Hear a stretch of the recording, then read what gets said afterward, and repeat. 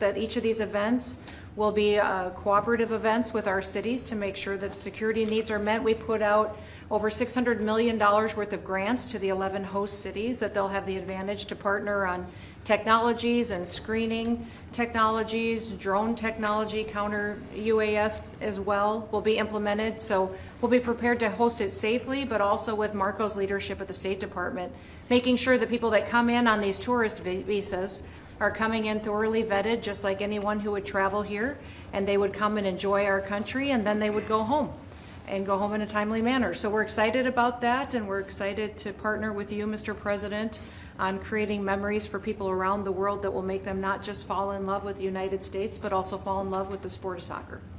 Well, thank you. How many games are there, Johnny, total? Total 104 games, meaning 104 Super Bowls in 1 month. This is the magnitude of the event. You know, when you think It is. It's incredible. it's going to be the biggest sporting event we've ever had. It's like having 104, or even if you cut it in half, 50, 60 Super Bowls, right? That's okay too. Any questions, please? Mr. President, can you just take us through this FIFA Pass idea that you guys are talking about here?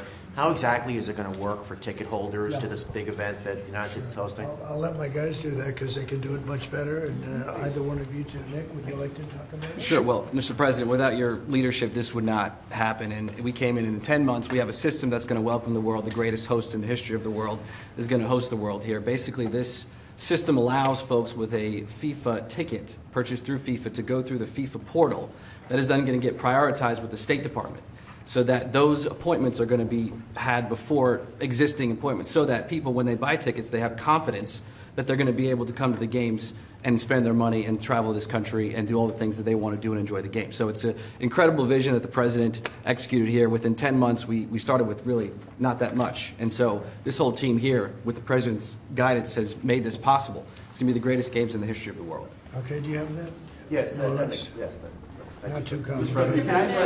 Daniel, please. Daniel? Mr. President, you were talking about the economic impact of this. Billions and billions of dollars. This builds on the framework and the groundwork that you've built already up for a major year in 2026. Deregulation, energy independence, tax cuts, historic amounts of private sector investments. What do you envision for the 2026 economy when this event comes to town next year, too, on top of everything else? Yeah, it's just a huge economic boon to this. You know, we had a little shutdown that was caused by the Democrats, and this will make up for it many times over, so that's good. But I think it's the importance of the event all over the world. The world is watching, and it really is. It's like having, you know, many Super Bowls, actually. Each game is almost a Super Bowl. Some of them are, I guess you could say, bigger than Super Bowls. I guess when you get to the finals, it's of that level or more. Much more. Worldwide, I think it's got to be more. So that's great. You know, when Johnny and I made the deal, I never thought I was going to be president because I was supposed to be retired by that time. And I got a little lucky. So I'm very honored to have it. And we have the Olympics coming, too. That'll be great. And the 250 is going to be right out on the lawn. You're going to have a UFC event with Dana White and his people. He's going to have the greatest card they've ever assembled. I was talking to Dana White the other day, and they're going to have the greatest card they've ever assembled, Johnny. So you'll be sitting up there with me, Darren. We'll be watching it. So right opposite the front door of the White House. It's going to be on June 14th. So it's really going to be an amazing period of time. But this is something very, very special. World Cup. All my life I've heard about it. Yep. Mr. President, I have a question about Venezuela, but can I just first ask, the health of the president's always news. Your voice sounds a little rough. Are you feeling all right? I feel great. I was shouting at people because they were stupid about something having to do with trade in a country, and I straightened it out. But I blew my stack at these people. Well, it sounds like there's a follow-up there, but can I ask you about Venezuela? You suggested... Is there what? It sounds like there's a follow-up there, but can I ask you about Venezuela? I thought you said there was a polyp, and I said, I don't want to hear that. That's a whole other issue. Okay. You suggested you've made a decision about what you want to do next about Venezuela. I understand you don't want to tip your hand, but is there anything you're ready to rule out at this point? Are you ruling out U.S. troops on the ground? No, I don't rule out that. I don't rule out anything. We just have to take care of Venezuela. They dumped hundreds of thousands of people into our country from prisons. Nobody knows better than this young lady right here. She's done an incredible job with Tom Homan and all of your people have been amazing. You know, we have a tight border right now. Nobody comes in. But we had millions of people pouring through. A year ago, we had millions of people pouring through our border, and many of them came from Venezuela, including Tren de Aragua, the gang. And I guess what I'm hearing, Kristi, is that's as bad a gang as there is anywhere in the world. It's the worst. Is Absolutely, that actually sir. Absolutely, they are the worst. I mean, they're worse than They're MS-13. killers. They massacre people. They cut them up into pieces and they bury them in their communities where they grew up. They're horrible people. Now, we had a lot of them, and many of them, most of them, pretty soon, most of them are going to be out. But they sent them in like we're a dumping ground. So I'm not in love with the people running Venezuela. I love Venezuela. I love the people of Venezuela. But what they've done to this country, and I really say this, what Biden and the Democrats have done to this country can never, ever be forgotten. You suggested Maduro wants to talk. Are you prepared to speak with him directly? Would you commit to doing that before you order strikes? Yeah, I probably would talk to him. Yeah, I talk to everybody. Mr. President, Go ahead, follow please. up on Garrett. Was that what you were Please, referring go ahead. to? Was that India? Rebecca Zucco with Blaze News. So, in a recent interview, you had made some remarks about H-1B visas. You said about H-1B visas. Yeah. You said that there were certain talents that Americans needed to outsource to foreign workers. Could you clarify? Until they learn that, yeah. Like, for instance, if you're going to be making chips, we don't make chips too much here anymore, but we are going to be in a period of a year. We're going to have a big portion of the chip market. But we have to train our people how to make chips because we didn't do it. We used to do it, and then foolishly we lost that business to Taiwan. Very, very foolishly, because if they had a president that thought like I did, they would not have let that happen. But it's all coming back. I think we're going to have within a few years, we're going, and not because of the CHIPS Act. The CHIPS Act was a disaster for this country. We gave away billions of dollars to other countries and other locations and companies, and all they did was rob our money. But because of tariffs, the chips are coming back. Chip makers are all coming back. And I think within a very short period of time, we're going to have maybe even the majority of the chip making in the world will be right in the United States. Where it should have been all along. But because we had people that didn't believe in tariffs, they believed in them, but they didn't know how to use them, we would have had nobody leaving our country right now. And instead, you have almost 100% of the chips are made in Taiwan. It's so disgraceful. The good news is it's all coming back. Yeah, please. Mr. President, The Mr. gentleman in President. the back. Thank you, Mr. President. I wanted to just follow up on Venezuela. In these talks with Maduro, is there anything that he could say or do that would allow you to feel like he could stay with your support? Is there anything that he could say that you would be, okay, you can stay with your It's hard to say that. You know, the question's a little bit tricky. I don't think it was meant to be tricky. It's just that, look, he's done tremendous damage to our country, primarily because of drugs, but really because we have that problem with other countries too. But more than any other country, the release of prisoners into our country has been a disaster. He's emptied his jails. Others have done that also.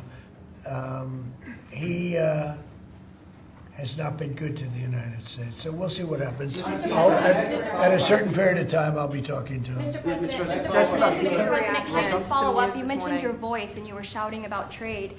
Which country in particular upset you? Was it India? No, a country wanted to try and renegotiate the terms of their trade deal, and I wasn't happy about Well, it. which country was it? People want to know. Why would I say that to you? Why would I can't believe it.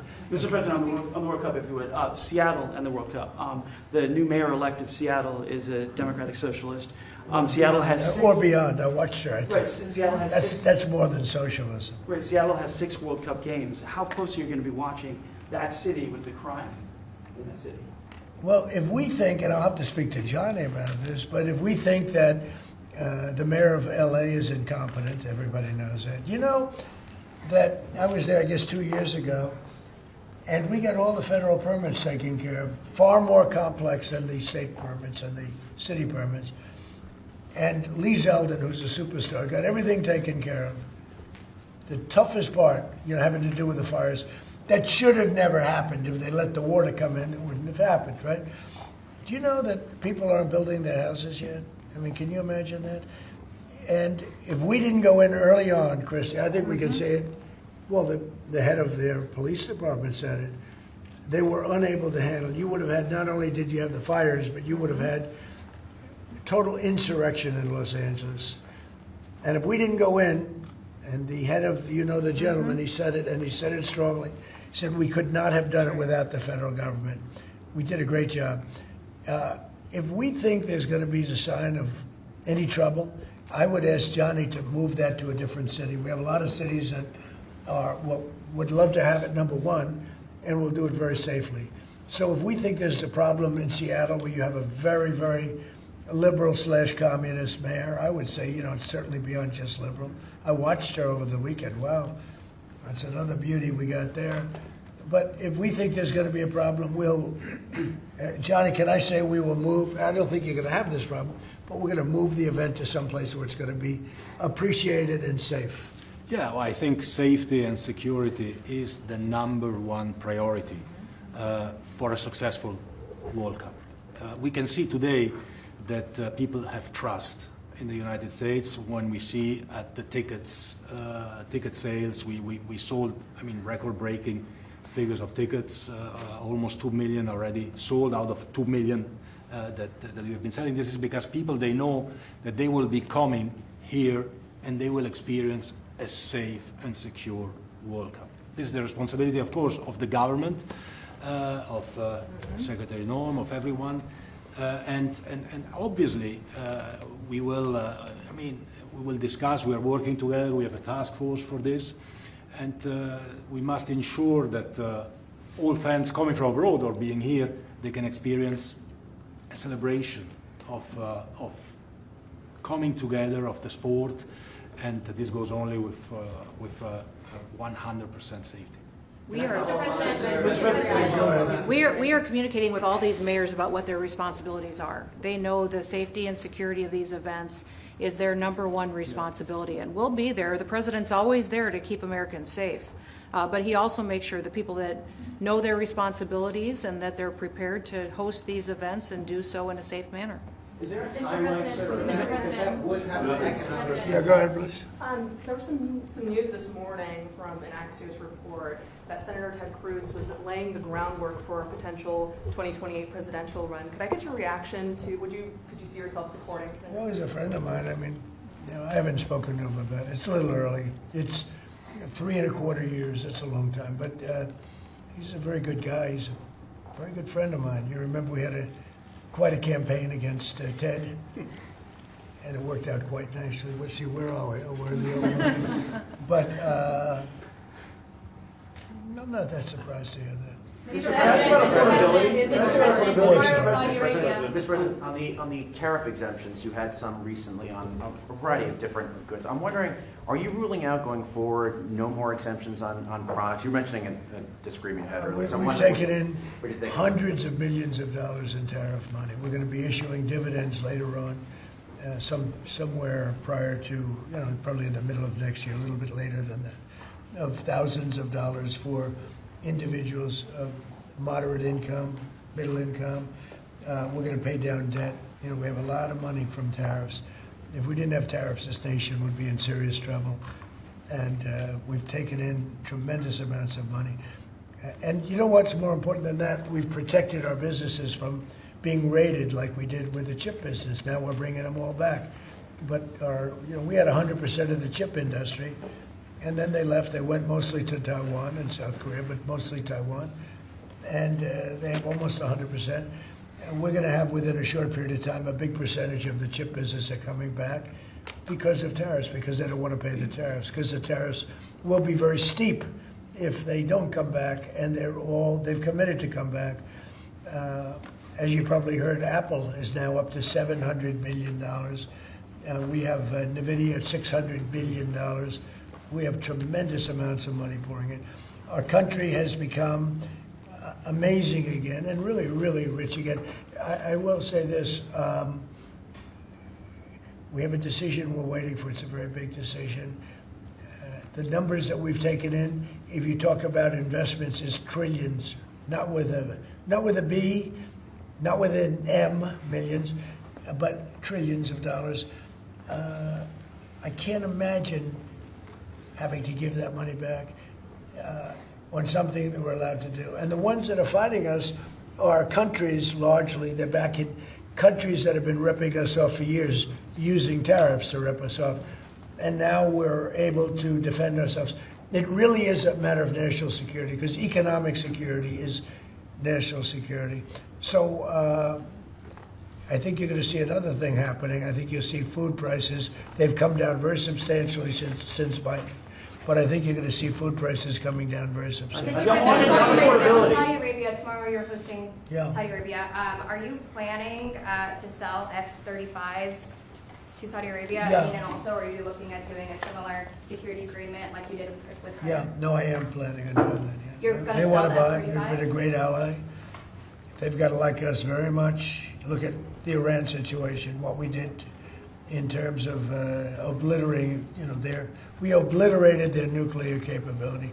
Yeah, I will say that we will be doing that. We'll be selling F-35s. Yeah. Mr. President, you clarified something you posted on Truth Social last night. You urged House Republicans to vote in favor of this Epstein release bill they're going to vote on tomorrow. I just want to be super clear on your position. Do you want to see that pass the Senate? Would you sign that bill if it gets to your desk? I do want to. Here's what I want. We have nothing to do with Epstein. The Democrats do. All of his friends were Democrats. You look at this Reid Hoffman, you look at Larry Summers, Bill Clinton, they went to his island all the time, and many others. They're all Democrats. All I want is for people to recognize the great job that I've done on pricing, on affordability, because we brought prices way down, but they're going way lower, on energy, on ending 8 wars and another one coming pretty soon, I believe. We've done a great job. And I hate to see that deflect from the great job we've done. So I'm all for it. We've already given 50,000 pages. You do know that. Unfortunately, like with the Kennedy situation, with the Martin Luther King situation, not to put Jeffrey Epstein in the same category, but no matter what we give, it's never enough. With Kennedy, we gave everything, and it wasn't enough. With Martin Luther King, we gave everything, and it's never enough. We've already given, I believe the number is 50,000 pages. 50,000 pages. And it's just a Russia hoax as it pertains to the Republicans. Now, I believe that some of the people that we mentioned are being looked at very seriously for their relationship to Jeffrey Epstein, but they were with him all the time. I wasn't at all. And we'll see what happens. What I just don't want Epstein to do is detract from the great success of the Republican Party, including the fact that the Democrats are totally blamed for the shutdown. They cost our country hundreds of billions of dollars with that, at a lot of inconvenience. So I'm for I don't. They can do whatever they want. We'll give them everything. Sure, I would. Let the Senate look at it. Let anybody look at it. But don't talk about it too much, because honestly, I don't want to take it away from us. It's really a Democrat problem. The Democrats were Epstein's friends, all of them. And it's a hoax. The whole thing is a hoax. And I don't want to take it away from really the greatness of what the Republican Party has accomplished over the last period of time. Yeah, Mr. President, on affordability, the shutdown is now over, and administration officials had said when the shutdown ends, they'll reevaluate the farmer relief. Now we have the deal with China. So is the administration still looking to dish out farmer relief now that the government is back open? Yeah, we want to. I'm always going to help our farmers. So are you still looking to do I would relief? do that, yeah. If they need relief, we'll be there for them. We're going to always be for our farmers. So what are you waiting Yeah, for? please, in the back. Mr. President, just speaking of the economic impacts of FIFA and possibly moving to another city, some games if you feel there's crime, is there like a timeline that you would do that? Because these cities, there's sponsorships, there's economic impacts for these communities. Sure. Is there Well, the governors are going to have to behave, the mayors are going to have to behave. In the case of California, you have a problem. You have high crime, and you have a place that just suffered great fires and everything else, and they didn't do a very good job. And if we didn't go in from the crime standpoint, you would have had a disaster. It was not going to be handled properly. It wasn't able to be. The head of the police said, as I said, Without the federal government, they could not have done it. So here's the story. I love Los Angeles. If they want help during this, I would love to send in National Guard or whoever's necessary to help them. I want it to be great. I'd love it to be in Los Angeles. I love the place. It's a natural for Los Angeles. If we think there's going to be crime, if we are obstructed by the governor, and maybe he won't obstruct, maybe it'll be great. But I'd love him for him to call and say, you know, we'd like to have some extra help. Because if there's even a hint of a problem, we want to get in there before the problem occurs. We want to make it totally safe for Johnny and FIFA and all of the great people that are going to be there. And I think that's going to happen. I would be honored to help California if they're going to have a problem. And if they think they're going to have a problem, they should say so. We can be in there in 24 hours notice and do a great job. But does that mean by the year, by the end of the year, by the end of the first quarter? Well, I think this: if they would tell us now, they're not going to have a problem, because if we go in, they don't have a problem. Look at D.C. There's no crime in D.C. anymore, and D.C. was a mess. If they want us to go in, I'd like them to tell us right now. But if we go in, there will be no problem. There will be no crime. What's the message then to like local businesses who are considering sponsoring this? Tell your governor to ask for federal help. We'd love to help them. Mr. President, are you planning on also potentially launching strikes in Mexico or putting American troops or American personnel into Mexico to deal with it? Would I launch strikes in Mexico to stop drugs? It's okay with me. Whatever we have to do to stop drugs. Mexico is... Look, I looked at Mexico City over the weekend. There's some big problems over there. If we had to, would we do there what we've done to the waterways? You know, there's almost no drugs coming in through our waterways anymore. Isn't it down like 85%? It is, sir. Absolutely. I don't know who the 15% would be. Yep. It wouldn't be you. No, that's for sure. No, I think it's been... Tons and tons of you would say drugs. that's a big signal. Absolutely. We have almost no drugs coming into our country by the sea, by, you know, the waterways. And you know why, okay? I mean, it's pretty obvious. Would I do that on the land corridors? I would absolutely. Look, every boat we knock out, we save 25,000 American lives. Not to mention the destruction of families. These families are decimated forever. The mother, the father, the children. They never recover really from it. You know, when you lose somebody, like the way they live. If you lose them, but the way they die is horrible. Is it something? So when we knock out a boat and we save 25,000 lives, that's great. Now, do I feel the same way about the corridors that they use? We know every one of them. We have every one of those corridors under major surveillance. We have nobody coming in through our southern border. But we know exactly how they get their things here, how they get the drugs here, fentanyl, cocaine. Colombia has cocaine factories where they make cocaine. Would I knock out those factories? I would be proud to do it personally.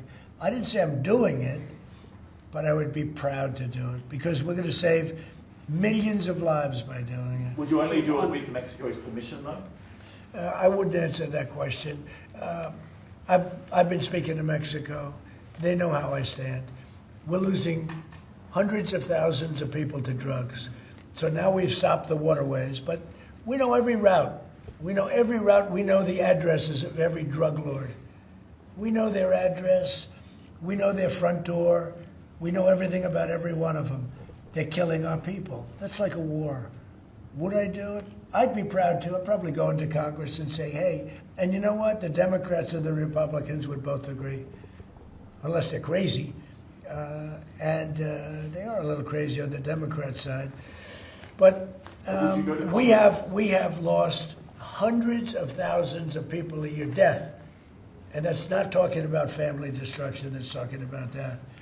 And much of it comes through Mexico. So let me just put it this way. I am not happy with Mexico, okay? Thank you very much, everybody. Thank you, Press. Thank you, Press. Thank you, Press. Thank you. Thank you, Press. Thank you, guys. Thank you, Press. Thank you, Press. Who are you yelling at? Thank you, Press. Thank you, Press. I'll tell you maybe next week. Thank you, Press. Keep going. Thank you, Press. That's us. We're press. What you get.